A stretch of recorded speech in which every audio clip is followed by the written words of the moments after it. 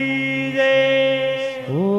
वनस्पतिरसोद्भूतो गन्धाढ्यो गन्ध उत्तमः आग्रेयः सर्वदेवानां धूपोऽयं प्रतिगृह्यता धूपमग्रापयामि।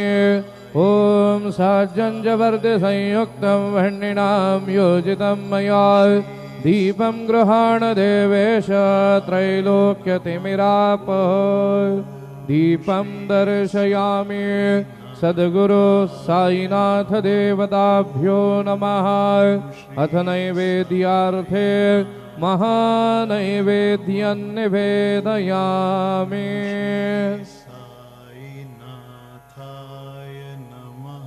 ॐ श्री साईनाथ। ॐ नैवेद्यं गृह्यतां देव भक्तिमेच्छलां गुरु ईप्सितां देवरां देहे।